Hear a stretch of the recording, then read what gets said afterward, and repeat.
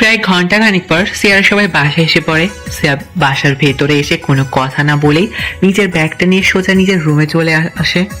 দোলাতা বেশ ভালোই খেয়াল করে, বুঝতে পারছে যে এভাবে হুট করে চলে আসাতে মেয়ের মন খারাপ, কিন্তু কি করবে, উপায় ছিল না।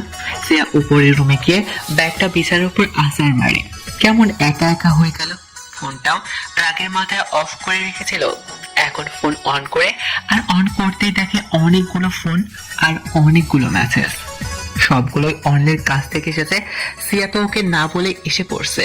এখন নিশ্চয়ই জানতে পেরেছে যে সিয়া সেখান থেকে এসে পড়ছে, তাই এভাবে পাগলের মতো করে ফোন দিচ্ছে। দোলা, এইভাবে চলে আসলে কেন রে? মা, তা তুমি বুঝবে না, ছাড়ো, বাদ দাও এইসব। এই বলে দোলা সেখান থেকে চলে যায়। মাঝখানে আরো বেশ সময় পার হয়ে যায়। সিয়া তবুও রুম থেকে বের হয় না, তাই দোলা নিজেই সিয়ার রুমে গিয়ে উকি দিয়ে আসে। গিয়ে দেখে সিয়া উপর হয়ে মুখ গোমরা করে দিয়ে ফোন ঘাটছে। দোলা কিছু না বলে এসে পড়ে। আর ওদিকে অনিল যেন আর থাকতে পারছে না। সে কোনোভাবে এই রাতটুকু পার করতে পারলেই শান্তি। ভোর হতে হতেই সেখান থেকে আগে কেটে পড়বে। অনিল বসে বসে এইগুলো ভাবছিল, তখনই তার রুমে অনিলের বাবা আসে। অনিল, এসো। বলছি যে কাল ভোরেই আমি এখান থেকে চলে যাব। কিন্তু কেন? বাবা, তোমার কথাতে এখানে এসেছিলাম। বিয়ে শেষ, রিসেপশনও শেষ, এখন আর থেকে কি করব? আর এছাড়াও আমার অফিস আছে, আমি আর থাকতে পারবো না। আচ্ছা, যা ভালো মনে করে করো, আমি জোর করবো না, যেও কল। সাগর চৌধুরী চলে আসে। রাত যখন বেশ গভীর, তখন অনিল আবার সিয়াকে কল করে বসে। সিয়া তখন গভীর ঘুম। আচমকা ফোন আসাতে ঘুমের ঘরে ফোনটা রিসিভ করে নেয়। হ্যালো কেন চলে গেলে? অর্নিল, আপনি? যা বলছি তার উত্তর দাও সিয়া। কেন না বলে কই চলে গেলে? না মানে মা নিয়ে এসে পড়েছে হুট করে। তো আমাকে বলে তো যেতে। তুমি জানো কত খুঁজেছি। এখন আমার ভালো লাগছে না মোটেও। সরি। আমি কাল আসছি। ওটা আপনার ব্যাপার। কার ব্যাপার তা পরে বুঝাবো, আগে আসতে দাও আমাকে। এত রাতে না জেগে থেকে ঘুমান? আসে না? তাহলে আমাকে ঘুমাতে দিন, কাল থেকে আবার কলেজে যেতে হবে। তো আমি কি তোমার চোখ ধরে রেখেছি নাকি? ঘুমাও। ফোন? ফোন লাইনে রেখে ঘুমিয়ে পড়ো। তুমি ঘুমাও, আমি আছি। এখন কি সারা রাত ফোন লাইনে থাকবে নাকি? থাকলে থাকলো, তুমি ঘুমাও, বাট ফোন কাটবা না। আচ্ছা।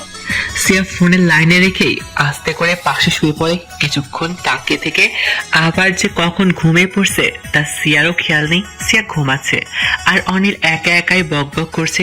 ফোনের ওপাশ থেকে কোনো আওয়াজ না পেয়ে অনিল বুঝলো যে সিয়া ঘুমিয়ে পড়ছে, তাই সেও ফোন লাইন রেখে দিয়েই বিছানায় গিয়ে শুয়ে পড়ে। এভাবেই সময় যায়। পরদিন সকালে সূর্য একদম কড়া রোদে সোজা সিয়ার চোখে উপরে পড়ে, ফলে মুহূর্তে সিয়ার ঘুম ভেঙে যায়। সিয়া হাই তুলতে তুলতে ঘুম থেকে উঠে পড়ে। আর মুড়া ভেঙে বসাতেই সিয়ার খেয়াল হয় কাল রাতের ফোনের কথা। সিয়া ফট করে পাশে তাকিয়ে দেখে ফোন এখনো লাইনেই রয়েছে, ফোন কাটেনি। সিয়া বেশ অবাক হয়। ফোনের উপরে সময় উঠেছে 6 ঘন্টা 54 মিনিট 40 সেকেন্ড।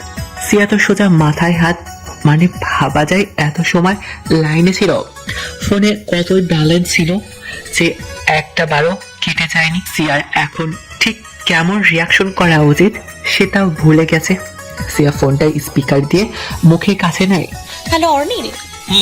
একবার ডাক দেওয়াতেই আবার অনিল সাড়াও দেয়। সিয়া ফিক করে হেসে দেয় এমন কাণ্ড দেখে। Good morning. Very good morning Siya জান। অর্নিল, সকাল 8টা বাজে। এটা শুনতে অনিলের মনে হয় ওপর পাশ থেকে তড়িঘড়ি করে উঠে বসে। অনিল ফোনটা কানে ধরে আরেক হাত দিয়ে নিজের কপালে স্লাইড করছে। সিয়া, হ্যাঁ, সকাল হয়ে গেছে। আর আপনি এত এত অদ্ভুত কেন বলুন তো? কেউ এভাবে ফোন সারা রাত লাইনে রাখে? আর ফোনের ব্যালেন্স শেষ হয়নি কেন আপনার? হয়নি। আর তুমি কখন উঠেছো? আমার এখান থেকে ভোরে চলে যাওয়ার কথা, এখন 8টা বেজে গেছে। আরে বেশি সময় হয়নি তো, এখন কি যেতে পারবেন না? আচ্ছা, কলেজ আছে নাকি তোমার? হ্যাঁ। আচ্ছা যাও।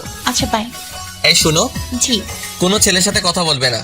আশ্চর্য, আমার ফ্রেন্ডদের সাথে কথা বলবো না? বলবে, কিন্তু প্রয়োজনের বেশি না। দেখ, রাখি। আচ্ছা, আর একটা কথা। আবার কি? I love you. হুম। কি এর প্রতি উত্তরে কিছু বলতে হয় জানো না?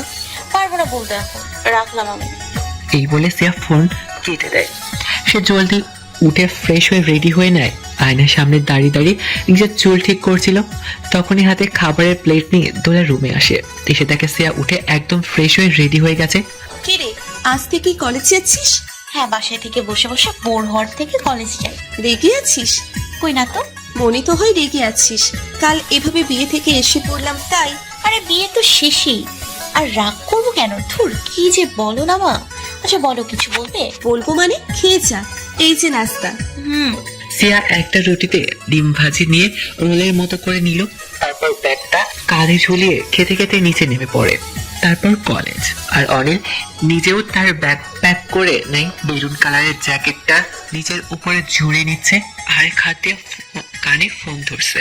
দেখো, যা যা প্রবলেম হয়েছে সব ঠিক হয়ে যাবে, আসছি আমি। আর মানে কি এসবে রাতুল? অফিস থেকে বের হয়েছে আমি 2 দিন হয়েছে মাত্র। এই 2 দিনই ঠিকভাবে রাখতে পারো না কিছুই? এটা কোনো কথা? রাখো, আসছি আমি। এই বলে অনিল ফোন কেটে দেয়। তারপর রুমে অনিলের বাবা আসে। চলে যাচ্ছ? হ্যাঁ। বিকালের দিকে আমিও চলে যাবো, একসাথে যেতে পারতে। না, তুমি থাকো, পরে আস্তে ধীরে আসা যাবে। ওইদিকে অফিসে কিছু কাজ পড়েছে তো, জরুরিভাবে যেতে হবে। বিকেলে তুমি ড্রাইভারকে নিয়ে এসে পড়ো। কেন, তুমি ড্রাইভারকে সাথে নিবে না? না। এই বলে অনিল সবার কাছ থেকে বিদায় নিয়ে দ্রুত গাড়িতে উঠে পড়ে। তারপর চলে আসে। ঘন্টা 2 পর সোজা নিজের অফিসে। বাড়িতে আর যায়নি। সেখানে গিয়ে পেন্ডিং কিছু ফাইল ছিল, সেগুলো চেক করে। মিটিং পোস্টপোন করা ছিল, তা সামলাই। তারপর সব কাজ শেষ করে অনিল যেই না রকিং চেয়ারে তার ক্লান্ত দেহটা একটু এলিয়ে দেয়, তখনই তার মাথায় সিয়া এসে যেন বাড়ি খায়। অনিলের সময় দেখে 10টা বেজে গেছে। সে দ্রুত সিয়ার কলেজে যাওয়ার জন্য বাইরে বের হয়ে পড়ে। অনু, শান্তি, সোয়াদ, সজীব সবাই বসেছিল কলেজের মাঠে। তখনই সিয়া দ্রুত গিয়ে ধপ করে অনুর পাশে বসে পড়ে। কি রে অরুণচন্ডী, কেমন আছোস? ঝাঁকানাকা। হ বিয়া খাইয়া আইলা। ঝাঁকানাকা তো থাকবাই। এই সত্যি কইরা বল, কয়টা প্রপোজ পাইছোস? আর সেটিং কার সাথে করলি? মানে কি আর বলি, আগে একটু দম ছেড়ে আমাকে বসতে দে। বাপ রে বাপ। শুনেছি অনিল স্যারও নাকি বিয়েতে গিয়েছিল। হ্যাঁ মানে হ্যাঁ, কিন্তু তুই কিভাবে জানলি? BBC news. আরে হ্যাঁ, গিয়েছিল। ওরা গেস্ট ছিল, ইনভাইট করা হয়েছে। তো যাবে না? বাহ, ভালোই তো। তা কথা হয়নি তোদের? হয়েছে। বুঝি। আচ্ছা তোরা এভাবে আমাকে নিয়ে পড়লি কেন? পারতি না? তো পারবো না কেন? আমি তোদের কোন টাকা ধানে মই দিছি? কি করছো আর কি করো নাই তা পেছনে চাইয়ে দেখো। শান্তির কথায় সিয়া পেছনে তাকায়, আর পেছনে তাকাতে দেখে কলেজের গেট দিয়ে অনিল ভেতরে আসছে। হাঁটতে হাঁটতে বাম হাতে নিজের চুলগুলো ঠিক করছে আর এগিয়ে আসছে। অনিলকে দেখে সিয়া দাঁড়িয়ে পড়ে, আর বাকিরা সবাই চলে যায়। সিয়া নিজেও কয়েক কদম এগিয়ে যায়। আপনি এসেও পড়েছেন? তো আসবো না? তুমি জানো না যে যখন শুনেছি তুমি চলে গেছো বুকটা কেমন ধপ করে উঠেছিল? আর যখন আপনার জীবন থেকেই চলে যাব তখন? এমন কোনোদিন আমি জীবনে আসতেই দিব না। আর যদি আসে? এই আমি এত শত কিছু বুঝি না, আমি শুধু এইটুকু জানি যে তুমি আমার, ব্যাস। আমি যাই, আমার ক্লাস হচ্ছে। সিয়া এসে পড়তে ধরলে অনিল সিয়ার হাত ধরে ফেলে। সিয়া একবার নিজের হাতের দিকে, আরেকবার অনিলের হাতের দিকে তাকায়। ক্লাস করতে হবে না, চলো।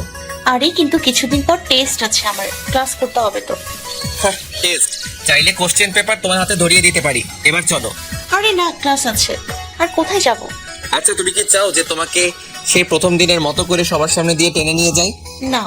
তাহলে ভালোই ভালোই আমার সাথে চলো। যাচ্ছি তো, সব কথায় খালি ব্ল্যাকমেল করতে হয়। অনিল চলে যায়, আর তার পিছু পিছু সিয়াও। অনিলকে তার গাড়ির সামনে দরজা খুলে দেয়। সিয়া তাতে উঠে পড়ে। অনিল নিজেও গিয়ে ড্রাইভিং সিটে বসে গাড়ি স্টার্ট দেয়। গাড়ি চলছে আপন গতিতে। আচ্ছা আমরা কোথায় যাচ্ছি? বিয়ে করতে। সিয়া এক ঝটকায় নিজের মাথা অনিলের দিকে ঘুরিয়ে নেয়। কি বলছে অনিল? কি বললেন? বিয়ে মানে কিসের বিয়ে? আসলে কি, আমি না তোমাকে ছাড়া আর থাকতেই পারবো না, বুঝলে? তাই সোজা বিয়ে করে নিজের ঘরে তুলে নিব, তারপর পুরোটাই আমার তুমি। অনিল, আপনি মজা করছেন আমার সাথে? একদম না। অনিল গাড়ি থামান। অনিল গাড়ি থামান প্লিজ। অনিল গাড়ি ব্রেক বসে। থামালাম, এখন কি? আপনি পাগল? কি বলে যাচ্ছেন আপনি? বিয়ে মানে? আমি আপনাকে বিয়ে করতে পারবো না। আমি বলেছি আমার কিছু সময় দরকার।